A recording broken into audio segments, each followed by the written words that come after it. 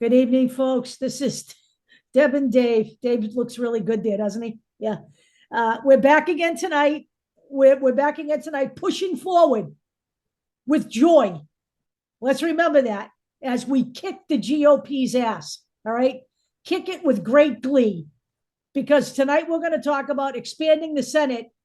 But to do that, we have got to win the Senate battleground states. So that's what we're talking about tonight, battleground senators. So when you talk about the battleground senators, this is who we're talking about. We're talking about Bob Casey. We're talking about Sherrod Brown. We're talking about John Tester. We're talking about Jackie Rosen, and we're talking about Tammy Baldwin. Those are the ones we're talking about. And you're like, well, Dave, slow down. Which states are they from? We'll get into all of that. These guys, they're all incumbents. And we will show you that as opposed to talking nonsense, they actually do their job and get things done. So let us start at the beginning. Where's the beginning? There's the beginning. Okay. So as we all know, there was a convention, and Deb gave me this. I just wanted to start with this because there was a reason for the convention, not just to like pat each other on the back and give people flowers and all that, which some people got flowers, but also to create momentum, to get the momentum back, and to use that momentum to create not only a win, but create uh, a change and to be able to hit the ground running with policies that you're introducing during the campaign. So There was another reason that this convention was critical. Uniting the party. Without uniting the party, there would be none of this. Okay. That was the first order of business. And we have to just give kudos where it's due. Kamala Harris, in a month, managed to pull that together. And you know what? That's a momentous job right there. yeah, yeah. And before anybody states, because I know our audience, we, as we've said before, we don't talk much about Israel Hamas. The Harris-Walz campaign did the right thing by not allowing a pro-Palestinian advocate to get on the stage. I know who it was. They had planned on doing it, but the moment that there was reported violence against police officers or protesters hitting police officers or whatever, that was it. It You was know, off the table. You have let's to understand that. we have to understand there's two things. First of all, I remember the Democratic Convention of 1968. It was a total disaster. Okay. Right. That was not going to be allowed as a repetitive event. That's the number one thing.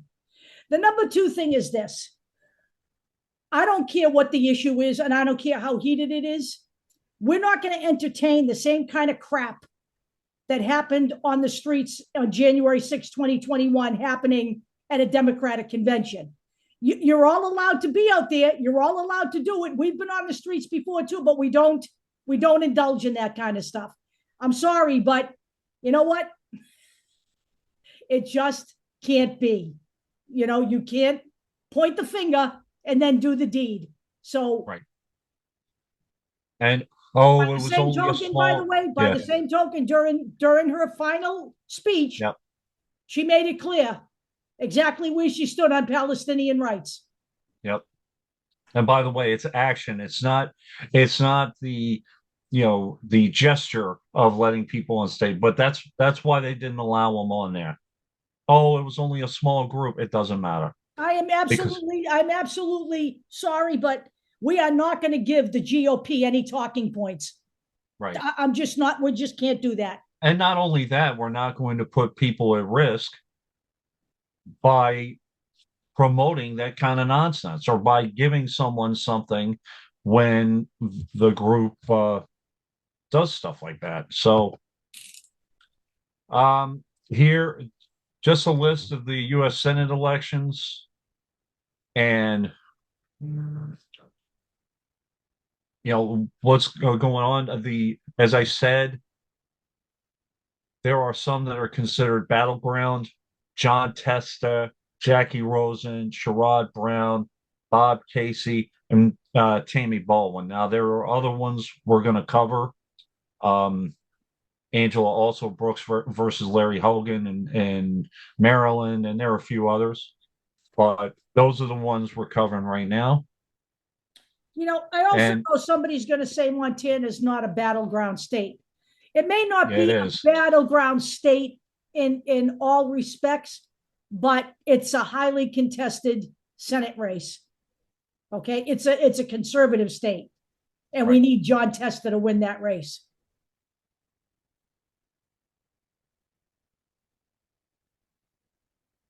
I want people to understand that when the presidential candidate says something, puts out a platform campaign, but first off, this is going to be crapped on from all sides, and it's going to be vetted and fleshed out. She just put the idea out there, but the idea is to cut prices for average Americans because the prices have been rising. People notice, and she's putting it out there. And when she does that, candidates who are running for office some of them are going to follow suit, and that's okay because if the idea is good, then it's not a rubber stamp. Go ahead, Deb. Let's make one thing clear, because the Republicans are making a big thing about the government controlling prices. That's not what this is. No. What this is putting regulatory procedures in effect that prevent corporations from indulging in price gouging. Okay, things like putting more air in the Doritos bag, taking Doritos out, and charging the same amount of money. Look, I'm in a hardware store. I see it. I see products being changed all the time. Every week there are products that don't come in, replaced by other products. You can look at 50% of those and understand that it's the same damn product you had last month, except there's 2 fewer in the box and the price is the same. This is what they're doing, and this is the kind of stuff she wants to stop. All right, she's not trying to dictate prices from the Oval Office. She's trying to regulate these businesses so that they cannot screw over the consumer. And by the way, they had the head of the Consumer Financial Protection Bureau on today with Michael Steele, and he explained all of that. So I think that's what you're going to see. Yep. Yep. So, and Deb's absolutely right. This has nothing to do really with government control. And by the way, they're already talking about that. Oh, it's government overreach, blah, blah, blah. Oh, yeah. No, yeah. But telling women what they can do with their bodies isn't government overreach, is it? Right. No. Yeah.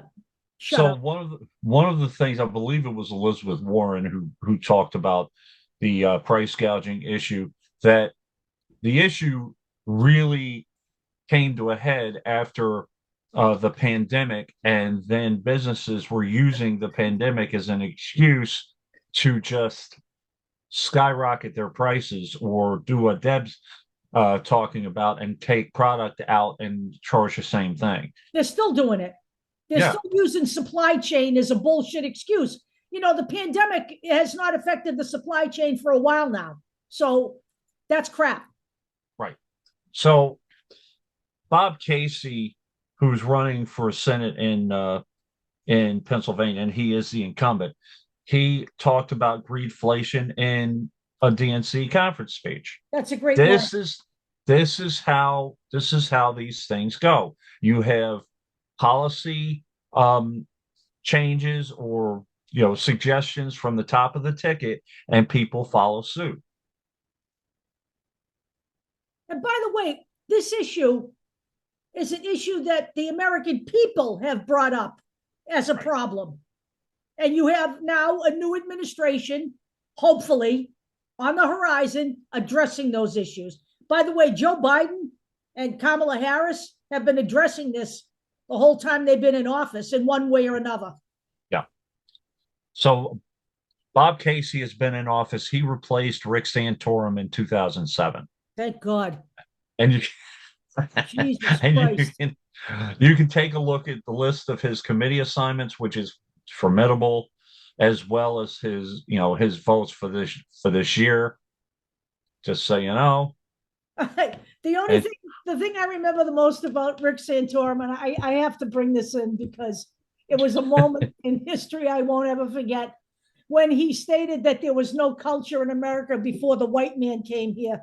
Oh, Jesus Christ. He's gotta be kidding me. Yeah, oh, that's right. I forgot. We killed everybody. That's why there was no culture after the white man came here. This is Bob Casey's campaign page. As you guys know, I normally go straight for the news or his issues page. So a lot of this does have to do with lowering prices, price gouging prevention act. Believe that's a state bill. Casey celebrates progress to lower costs, create jobs, invest in manufacturing, clean energy, lower Medicare negotiated prescription drug prices, etc. So we have running against him. Oh, wait a minute. Is David McCormick. So David McCormick's big thing is when Joe Biden says vote, Bob Casey says which way. He's calling Bob Casey a rubber stamp senator. Hold on a minute. Oh, hold on a minute. Look, please, let's go here for a moment. Let's talk about a Republican Party that cannot say no to the orange jackaloon, no matter what he says and what he does. Let's talk about how they had to have a border bill that was tough and they got what they wanted. And then the big fat orange blob decided he didn't want it passed. And they decided to rubber stamp the rejection. I'm tired of hearing the Republicans in this bullshit. I don't care who it is. Okay. Right. Just in short, they can shut the fuck up. Okay. Yep. When the policies are good, you back them. What can I tell you? Joe Biden's been a very consequential president. McCormick's complicated relationship with Trump could impact his bid for Senate. Yeah, here we go. Another softball headline. McCormick's head up Trump's ass could harm his bid for the Senate, is what it really should have said. But here's the whole thing. He's trying to run as an anti-Trump Republican. Whatever. Yeah, sure. What are your policies? I don't care that your policy is you're not Trump. Right. There are people out there who Deb and I respect, who were at the DNC convention, people like Adam Kinzinger, who we still wouldn't vote for because of their policies. Exactly. I respect Liz Cheney immensely, but understand this. Liz Cheney voted with Trump 93% of the time before the insurrection. Understand that, okay? And understand that someday, all of these people who were at the Democratic convention will be back in a Republican Party that we will be going against at some point and arguing policy with. So the next senator is John Tester from Montana. As Deb said, Montana is not a high-profile state. However, John Tester is desperately needed in the Senate still as a Democrat. The man is not your typical Wall Street Democrat. He's a dirt farmer. Okay, so he's in agriculture. Here's his page. You can take a look at it.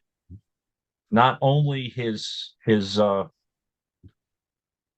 stances, but also local accomplishments. I haven't looked at these. Let's see. This is from Belton County. Oh, okay. So this is different things that he pushed for and different projects and things of that nature. And you can take a look at this stuff at your leisure. And also his key votes for this year. Okay. Fiscal Responsibility Act. Uh-oh. Just saying. Now I understand. I understand this is the Washington Examiner. I don't care. Montana abortion measure gives Democrats a glimmer of hope for tester seat. Now, first off, that's a loaded headline. I don't care. Yeah, because the Washington That, Examiner is a propaganda outlet. When they write stuff like that, they try right. to make you think the tester's seat is just about gone. That's actually not the case. That's not the case. But the only reason I put that in here is because John Tester is not considered like a progressive, but at the same time, he is fighting for abortion rights. Yep. Okay. That's the whole purpose of me putting this in. Right. And you have to understand that John Tester is a Democrat in a state where it's tough to be a Democrat. Right. So he has to walk that line. Okay. So here's the gentleman running against him. And by the way, Is that John, is that Donald Trump in the background? yes, it is. It is. Yeah. Yeah. Yeah. And Orange blob. did you notice that Mr. Sheehan he has that fist up just like Donald did? Yep, he sure does. Yeah, just like Josh Hawley, the guy who wrote Manhood. You know that? Yeah, I remember that. Then ran like a fucking screaming little flaming loser when they broke into the Capitol. Childhood. He wrote Childhood, Yeah. but you got him, mercy. So I lost my train of thought for a minute. The complaint that both John Tester and Sherrod Brown were not at the DNC convention. This is a complaint from the GOP. We're not at the convention, so they didn't show solidarity. Oops. Hold on a minute. Look, let me explain something to all you people. We're not in a cult, so not showing up at the convention won't result in a punishment or a banishment by Kamala Harris. Okay. Right. John Maybe Tester, they had something to do. They're running for office themselves, by the way, both of them. By the way, this is a hotly contested race. It's a tough state to be in. John Tester felt it would be best if he were in his state. Guess what? That's perfectly okay because we're not in a cult here in the Democratic Party. It's not a cult. Right. So Jesus I'm Christ. just gonna I'm just gonna read a little bit of this. Montana GOP hopeful Tim Sheehy has spent the last several months defending himself against accusations he poses a threat to America's federal public lands. A mess that the multimillionaire businessman and former Navy SEAL created when, shortly after launching his campaign, he explicitly called for federal lands to, quote unquote, be turned over to state agencies or even counties. Now, so we can drill, baby, drill. Exactly. So he wants national parks to be handed over to the states so they can do whatever with them. Yeah. Yeah, he sure does because he's a fucking billionaire. Yeah. Yeah. You notice how everybody in that party that's running is either a billionaire or not living in the state where he's running. Did anybody notice any of that? I did. Founder and CEO of Bridger Aerospace pauses for a candid photograph, Deb. Yeah. God have mercy. During a tour of the company's facility on August 30th, 2022 in Belgrade, Montana. Uh-huh. That friggin', God, it wasn't Belgrade, Yugoslavia. Sorry. Jesus. Okay, we're going next to Nevada. No, I don't want to go there. I'm sorry, but I know. I've been there. Thanks Thanks to Nevada U.S. Senator Jackie Rosenbach law, Medicare users to save significantly on critical medications. Just wanted to throw that out there. Nice. Um, this is her page. We need Jackie Rosen. We do. We need her back. Now, a lot of this, let's see. Yeah, a lot of this was is based on fundraising and all of that kind of thing. So uh, let's see. Rosen campaign launches new ad Valerie, highlighting woman forced to flee Texas due to abortion ban backed by Sam Brown. So now Sam Brown, well, here actually first, here's Jackie Rosen. And again, the amount of committees she's on, it typically shows you how active they are in the Senate, is how many committees they're actually on. And that's actually work, by the way. Yes, It's it not is. like you're not, I mean, you create more of a high profile, yeah, but it's work. Just so you know.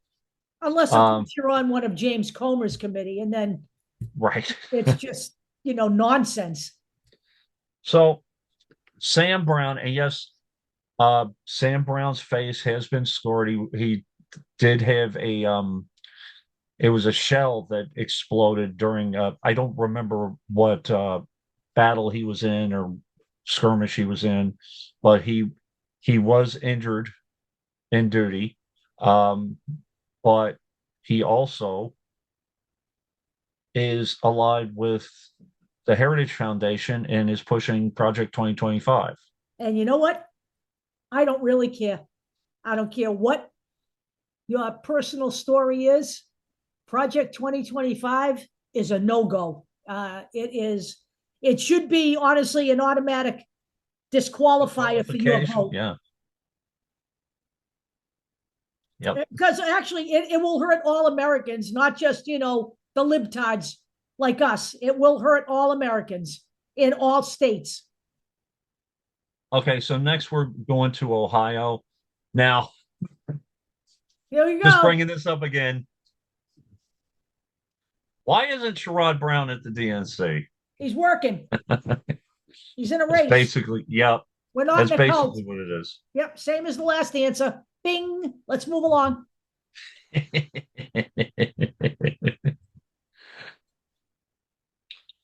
This is some media from his page. In all seriousness, Sherrod Brown has been a great progressive senator. And we need, He's actually amazing. And he is. you want to throw the train derailment at his feet. He responded in kind, and he did the rail workers a solid. You know. So a couple of press releases. Local sheriffs joined Sherrod in Toledo to endorse his reelection. I mean, this is off for the course, but Sherrod Brown celebrates restored pensions with workers in uh, Mahoning Valley. Sherrod leads fight to lower prescription drug costs. And I understand when people say, well, he's leading the fight. It didn't happen yet. We need votes. We need people to vote for it. So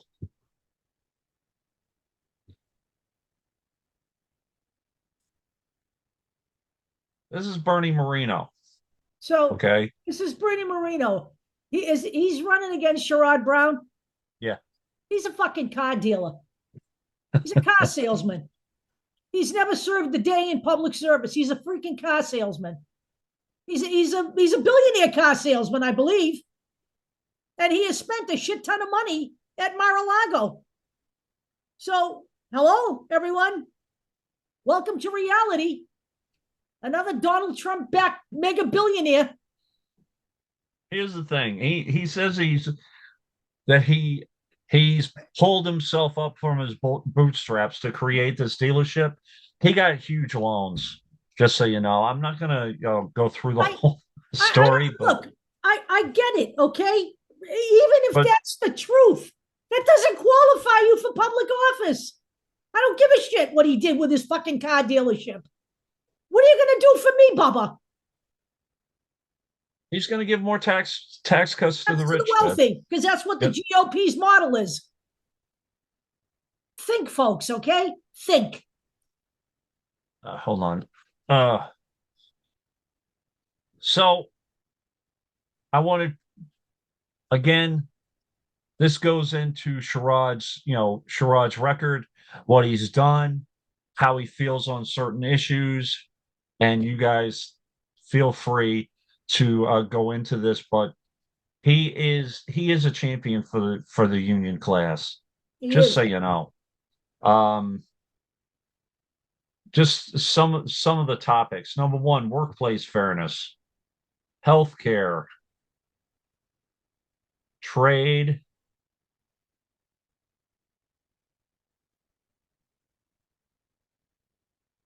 immigration. He opposes funding the Mexican border wall that Trump prioritized and supports funding sanctuary cities that limit their cooperations with federal efforts to deport Good. undocumented immigrants. By the way, he also uh, he also recognizes the workforce that immigration has created in this country. Just saying, Yeah, let me just say this. If Donald Trump deports 11 million migrants, I wonder what's going to happen to your food prices. That's a very real situation. right, You right. people really need to think about that. I'm telling you, I work with people who don't want to work in a hardware store. I can guarantee you they're not going to go out and pick your vegetables for you. Right. So, Sherrod Brown, who serves as the top Democrat on the Senate Banking Committee, says tax changes that Republicans adapted in 2017 shortchanged workers and rewarded billionaires and businesses that send jobs abroad. If anybody has noticed, over those years, how their taxes have changed, I noticed. Uh, Now, Sherrod Brown introduced a Patriot Employers Tax Credit bill that would reward employers who keep well paid jobs in the United States and proposed a corporate freeloader fee that would require large corporations that pay workers under a certain ceiling so little that their workers are forced into government assistance programs to reimburse taxpayers for the cost. So there you go.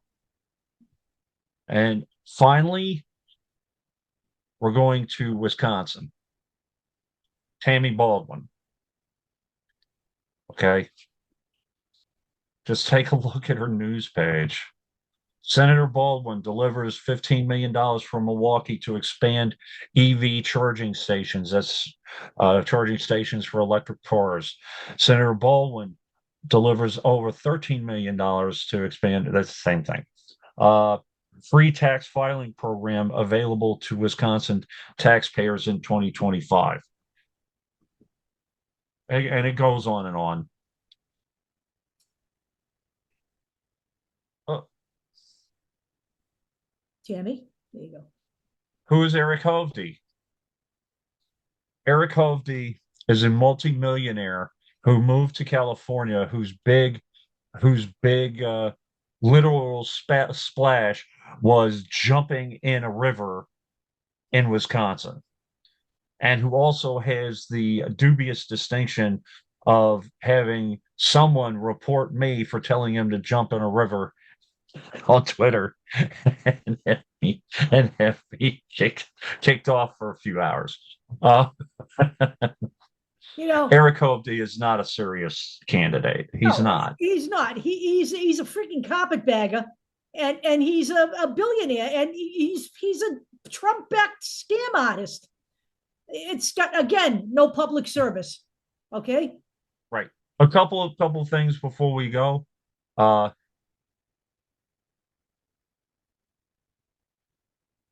I want people to understand this was noticed years ago. Okay. There was another article back in 2022. The Republicans' culture wars are dooming the party to failure. And they are. You see it now. Let's capitalize on that failure. Wait a minute. Wait a minute. Wait a minute. I'm just looking at this headline. To the left of that, Graham sidesteps question on whether Trump should attend the J6 awards gala. I'm wondering why we should even be having an awards gala and a celebration to celebrate traitors and insurrectionists. Whether or not Trump should attend, he's the fucking featured speaker. I just did a video on it this morning. Not only, listen, they were assaulting police officers and killing them. Okay, enough sugarcoating this shit. And by the way, this is the Hill. Why this is the Hill. Yeah, I know. Headline. I know, but here's the thing. As I said, this is why the one individual who was scheduled to speak, Ruan Roman, who is a state rep in Georgia, and she is Palestinian. That's why she wasn't allowed to speak. Very well spoken, eloquent woman, by the way, but that's why she wasn't allowed to speak, because there was violence outside of the DNC convention. They celebrate this crap.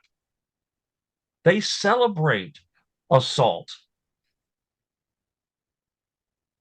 Oh, here's the next one.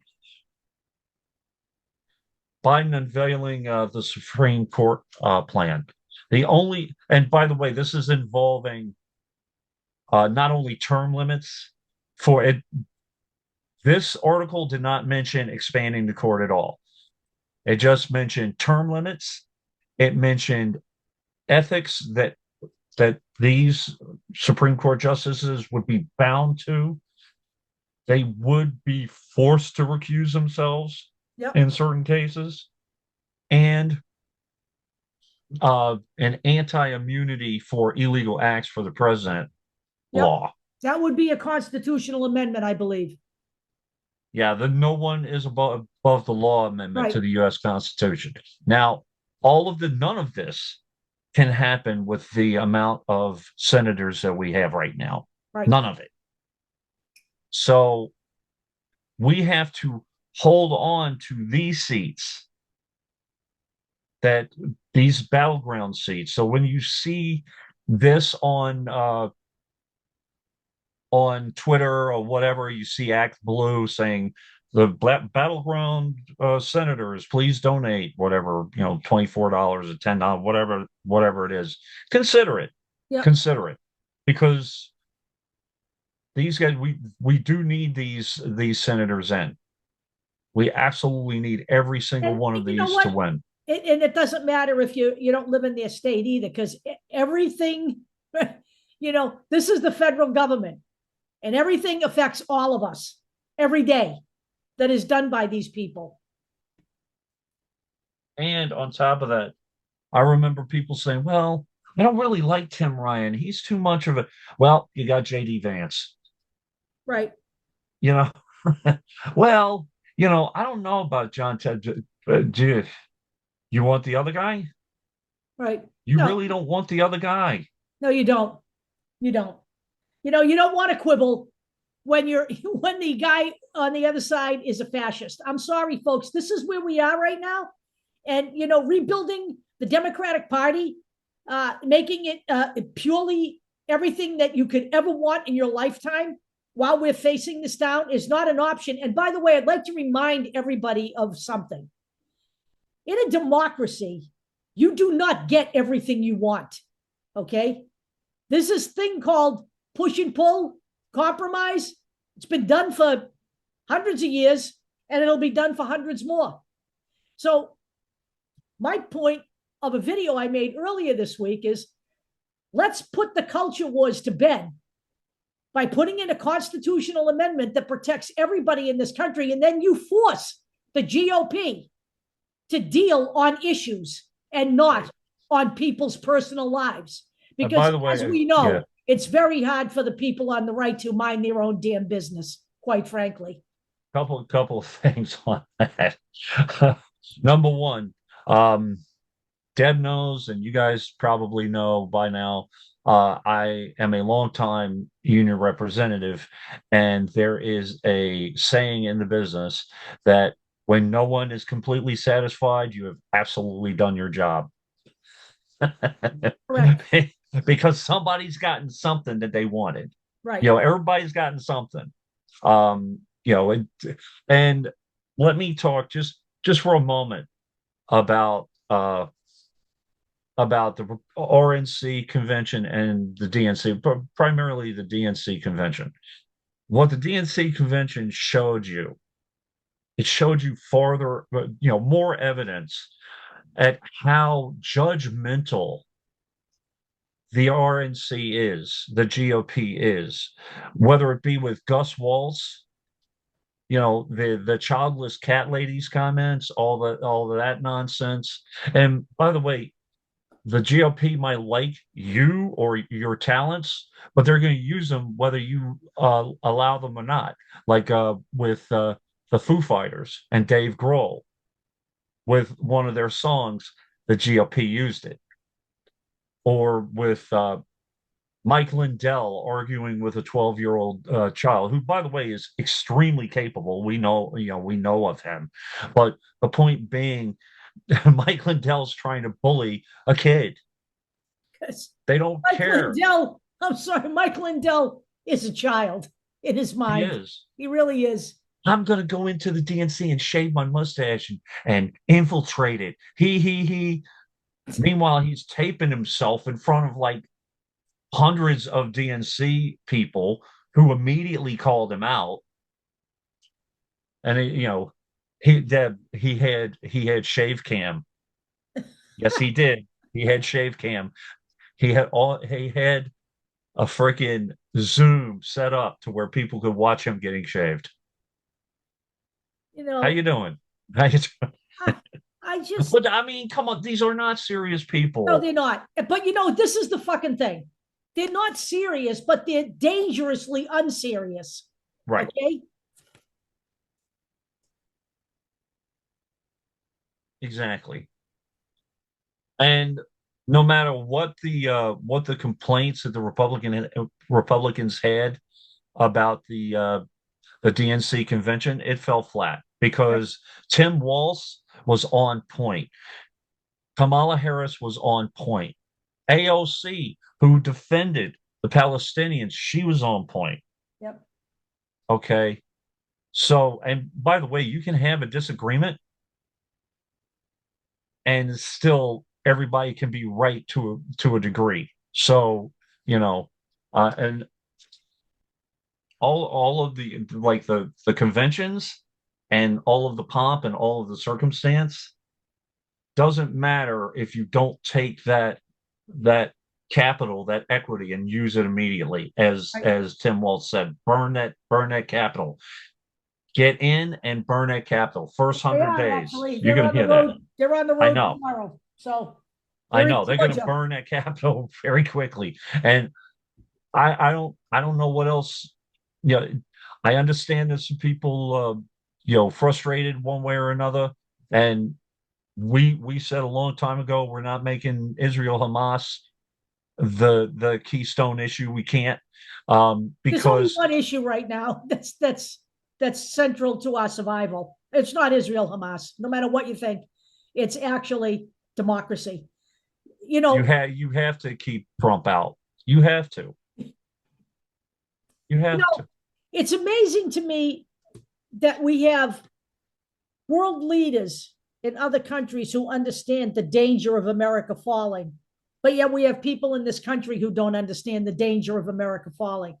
The danger of America falling affects every single one of our allies, every single one. It affects our ability to protect ourselves from bad actors. The bad actors, actually, that Donald Trump hangs out with, the Kim Jong-un, Xi, okay? Vladimir Putin. He's talking about if the Democrats win, he's going to run to Venezuela, where Maduro refuses to leave office. That ought to go well. Two big, giant, fat-headed dictators competing in the same country won't go well. So my guess is that Donald Trump is blowing smoke up everybody's ass about leaving the United States. That would be the best thing for us, but He's not going to do that. That's just chatter. But Oh, speaking of a big-headed buffoon, George Santos has pled guilty to fraud. We don't know the sentencing yet. We will let you guys know when it happens. yep. And wiretapping, I believe. I don't know. Wire fraud and something else. Was it?